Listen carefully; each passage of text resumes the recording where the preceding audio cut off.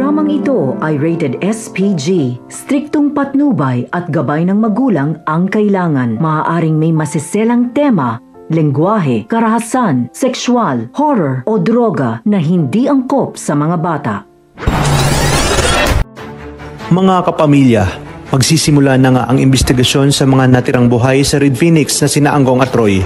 Matatandaan naman rigor ang mukha na tumulong kay Tanggol at gagamitin nila itong lead upang matukoy kung sino talaga ito. Malalaman naman ni Espinas na namukaan siya, kaya ngayon gigil na gigil siya at kailangan na umanong makabalik si Tanggol sa selda.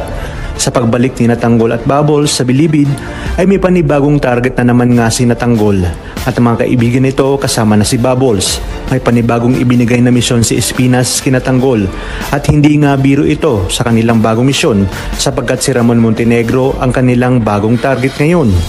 Agad ngang tinanggap ni Espinas ang alok sa kanya na paslangin si Ramon dahil bilyon nga ang halaga ng ulo ni Ramon. Kaya naman hindi nagdalawang isip si Espinas dahil kay Tanggol niya nga ipapatapos ang buhay nito.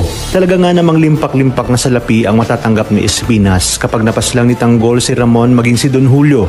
Ngunit bago nga nila magawa ang kanilang panibagong misyon ay mahihirapan muna sila dahil nga hawak pa ng pulis sina Anggong at Roy dahil hindi pa nga napaslang nila Tanggol ang grupo ng mga Red Phoenix. Bagamat napuruhan nila ang mga ito, ngunit agad namang naisugod sa ospital. Kaya habang nasa ospital sina Anggong at Roy ay bantay sarado ito ng kapulisan. Dito nga magpaplano na sila kung paano ito muling titirahin sapagkat batid nila na kapag gumaling na ang mga ito ay siguradong mag-iingat na ang mga ito at magdadagdag ng mga tauhang kung kaya't mas mahihirapan silang makalapit kina Anggong at Roy.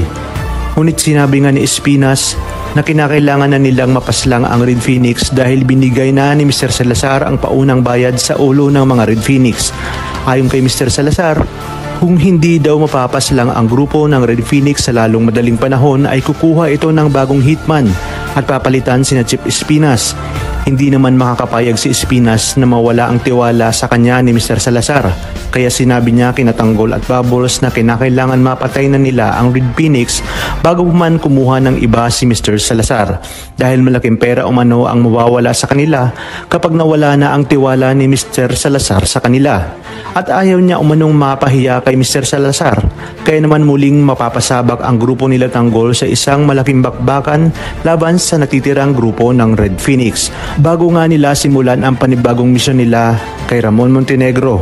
Talaga nga namang hindi na makakaatras pa si Tanggol sa mga pinapagawa sa kanya ni Espinas dahil kahit ayaw niya nga gawin ang pinag-uutos ni Espinas ay wala siyang pamimilian dahil hawak ni Espinas ang buhay ng kanyang mga kaibigan. Ngunit ano kayang kahihinatnan kapag nalaman ni Tanggol na tunay niya palang ama si Ramon? Magagawa niya pa kaya ang kanyang misyon? Kaya naman kapamilya, pakatutukan natin ang mas kapanapanabik na tagpo dito lang sa pambansang teleserye ng sambayanan, ang FPJ's Batang Quiapo.